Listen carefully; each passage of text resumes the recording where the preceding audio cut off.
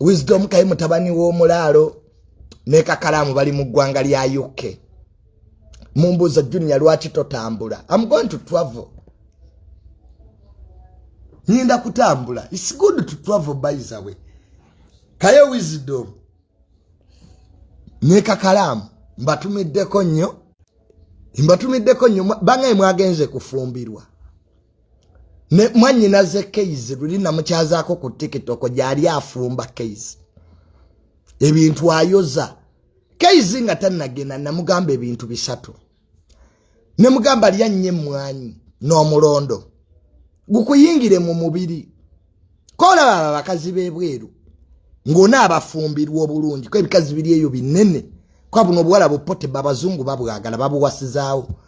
Kati bino binamukadde ebinene kilo 10 Kayz byalimu. Byetaaga service. Kati Kayz ne muganti Kayz one twala Uganda walaji. Otamire. Liyo mulondo ne mwanyi. Era yamala omwezi gumunga abirya. Sister Kayz oyo golaba. Yentana gye namusibirira. Era bangambye gyali afu. Ate sebe ebyo bikazi ebyo byebweru birabe ebyo bina sente. Kimali okulya bwe kiba kibeera Texas ne kikusindika mu Atlanta. Naye ate ne wabayeera ekikulya. Ne kimala okulya ne kikusindika mu Ohio wanseeri. Kugamba omwaka mulamba. Ogumala oli mu kufumba bufumbi myezi 3 myezi 2 we bakulya. After 1 year you get your home. Ne kati Kayz kyemanyi bajja mulya kati ali Boston yawo.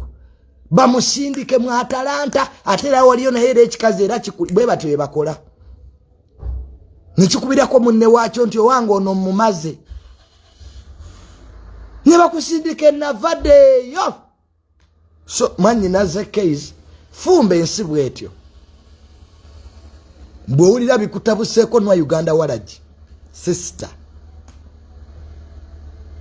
Na kugamba masini 2 ezezetagisa mu bufumbo. Era mwenna abanafumbirwa e Bulaya. Olina okuba ng'omanyi operating a washing machine ne dishwasher. That's all. Olina okuba ng'omanyi operate only 2 machines. Dishwasher ne washing machine. Era Kayz bwe namukubira nanga sister Junior yagendi munne mu bufumbo. Nemuga kuza abaana. Ebeera y'ofumbe. Nenga bajja kusindika. Osange nga mwaka mulamba ofumba buli state. Onakuliddemu 2 olina akulyamu emyezi 3 ono gumu. After 1 year everything will get well. Don't worry Kayz. Kasito mulondo go walya ne mwanyi. Era buli anafumba nti mugamba. Spend more time ngolya mulondo na mwanyi. 1 month before you go. Kuwaga kati olaba bana abavubuka abaludde yaba bakazi baba tebaba anti winter. Winter egena ne kuba obusolo bwebuti. Kati bana abapya ajali kwalali. That's why baba ku market yabo ba Kayz. Kati Kayz yakajali ku market. Winter tennamu kuba bulungi. But you know winter reduces weight.